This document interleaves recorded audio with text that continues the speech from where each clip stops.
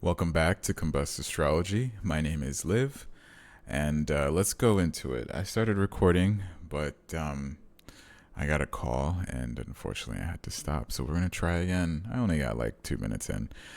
All right, straight into it. Jupiter square Saturn. That's what I was talking about, and the reason for that is because of the fact that your chart has been getting wrecked.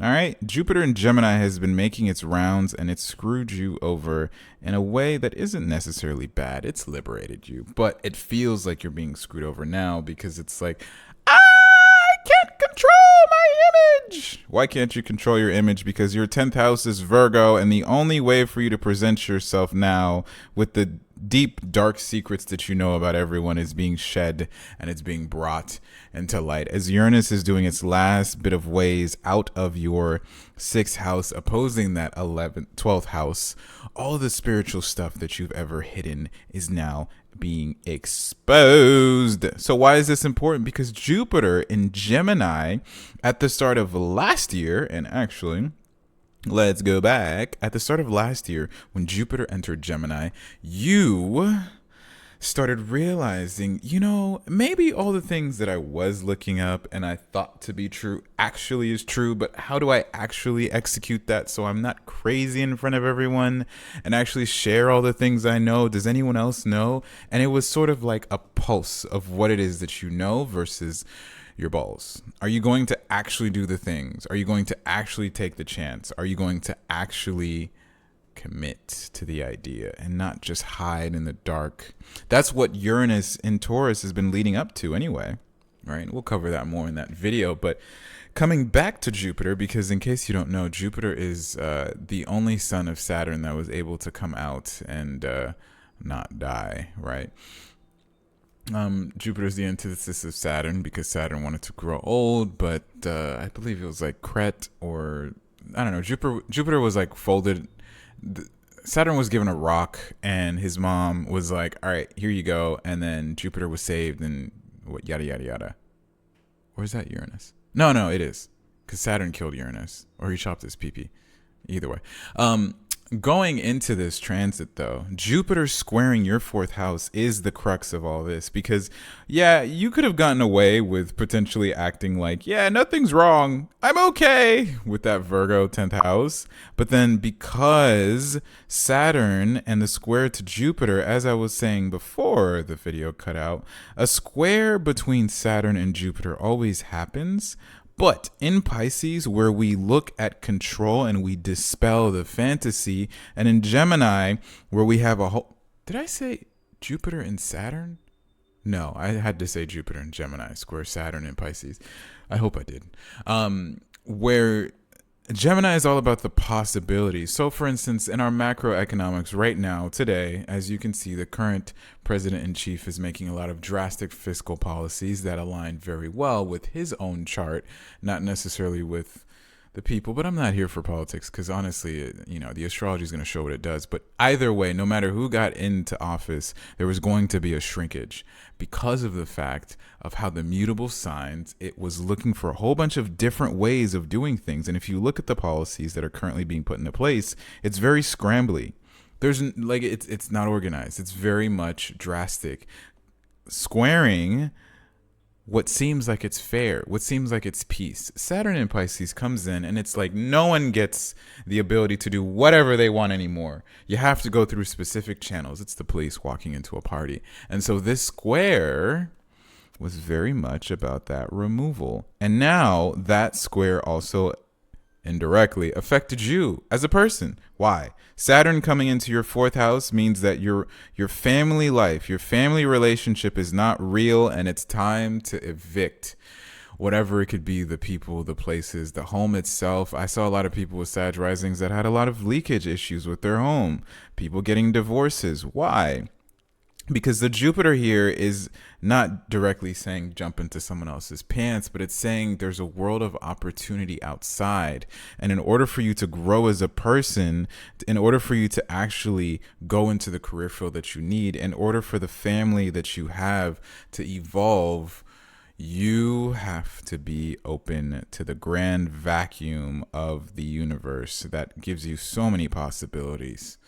You're just too big. Sag risings are big people. They have to take in a lot of stimulus, a lot of new stuff. They can never stay the same. And I think they're the coolest rising sign, in my opinion. You know, Cancer is the smartest. Sag rising is my favorite rising sign because of my placements, but also because I think that they're really awesome. From the perspective of like family friends, Sag rising feels like that one like aunt or uncle or like cousin that's not really family, but it's like you guys are always chilling and hanging out, you know. And once again, it could be me because I have Scorpio right here, so I see them, and also my own placements here make it so it's fun. But it's really awesome to speak. No matter the age, it's always awesome to speak to them, right? So I can say that for myself. Now, everyone has a rising sign that they blend with. They probably want to date more. They probably are traumatized more, right? But in a Sagittarius rising, I think everyone can see all the gist of it. And this is where we come back to you guys in the sense of how Saturn and Aries and Neptune really does play out for you.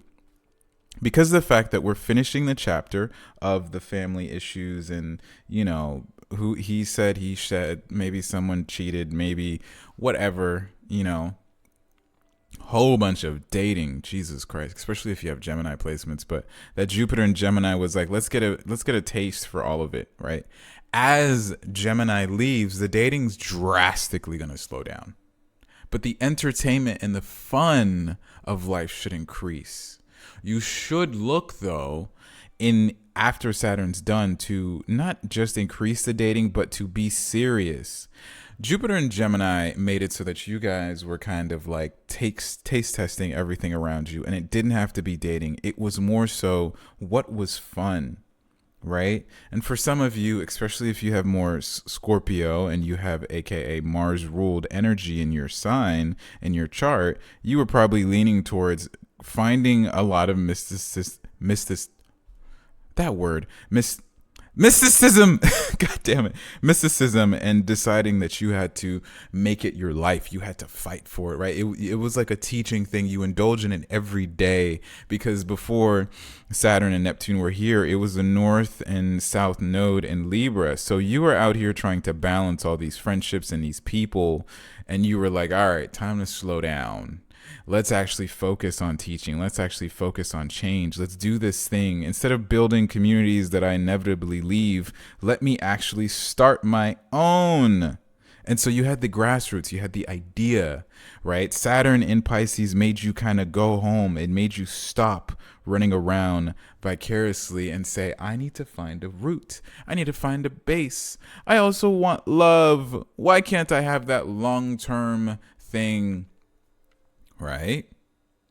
And Saturn, as it is now in the 5th house, will further exemplify that. Less connections with people that are not serious, wanting to commit to that creative endeavor. Jupiter squaring that placement is making it so you just don't have the time to be with anyone that isn't serious. You just don't have the time to do any bit of teaching. You don't have the time to do frivolous things. Like, there has to be an outcome at the end. There has to be a long-term goal, because indirectly your 12th house is going to be lit up, you know, as an adjacent energy because of Neptune being the ruler of the 12th, but also because Mars is having a co-rulership there in that 12th being activated. I don't know what the fuck that shit's called in astrology, but as far as I can tell, reading in charts, whenever stuff happens like this, there are these like weird adjacent sort of activations in energy, and I'm like, that's weird. But, you know, I'm not going to just fight it. It happens, yada, yada, yada, etc., etc. So as we pause and sit in that information, how exactly do you utilize this Saturn in Aries? Well, for one, you can't keep running. You can't. Because of the Jupiter and Gemini placement, was in your chart, and if you have mutables, it further exacerbated it, right? For instance, if you have a lot more Virgo than any of these others, then this was actually even more hell than if you had Pisces, which was more hell than if you had just Sag, which was the most hell if you had Gemini. Because, sorry, let me say that better. Virgo suffered more than Pisces people, suffered more than Sag people, suffered more than Gemini people. There we go. Gemini people were chilling.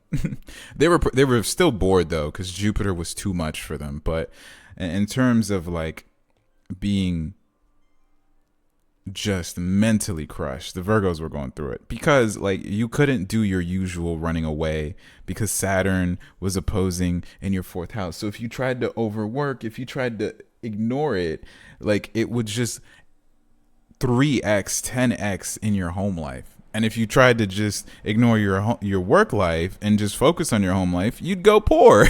You know, like you couldn't afford to live. So that shit was not a walk in the park. Not a walk in the park. So how exactly do you learn the lesson of this transit? That's where I'm saying commit. There's a fear here to look perfect. But when you commit to something, you're okay with the imperfect.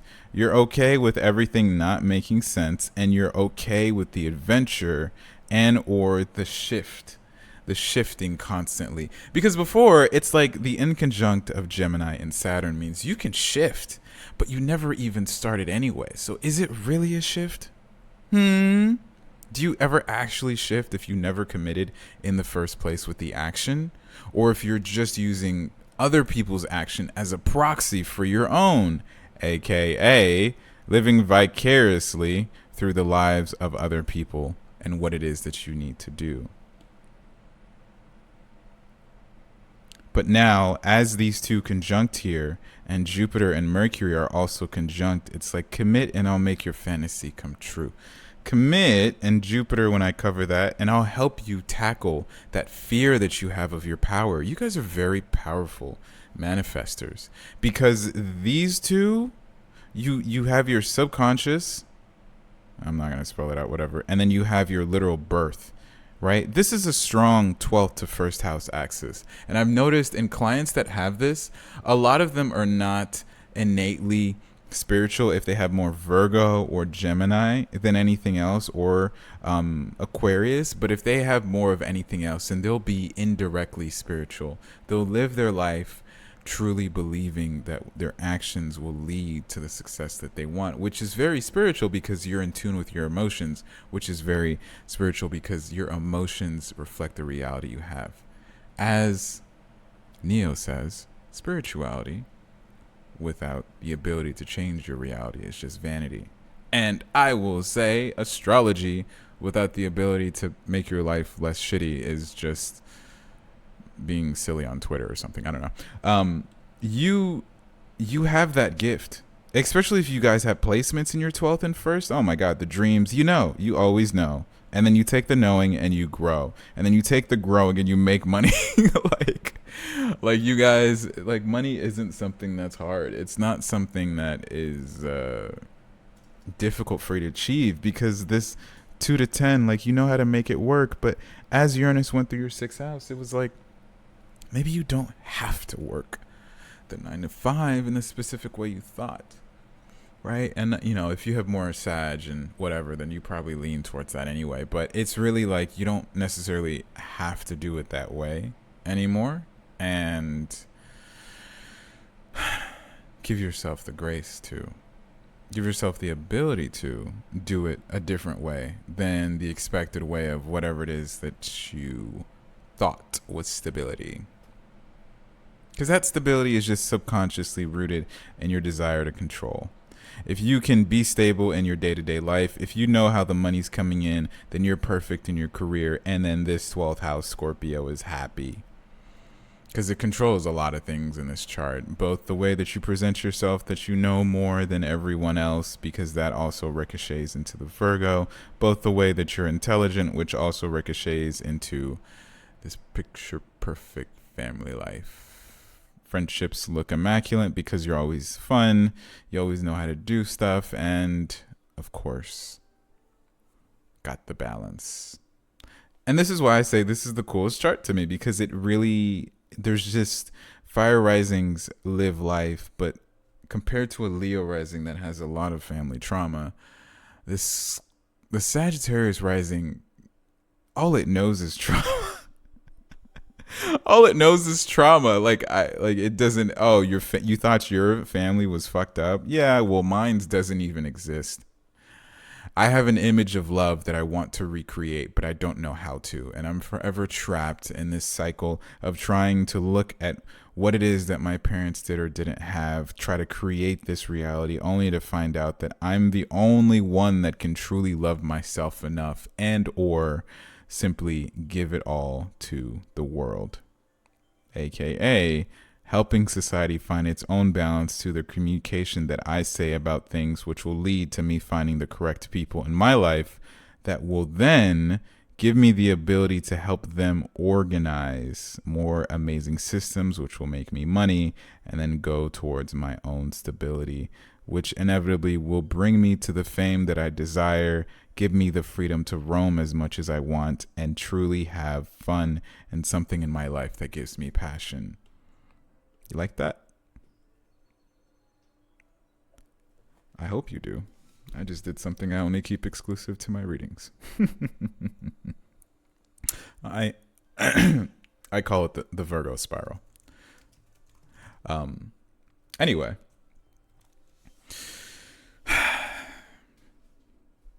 Slow down and stay focused.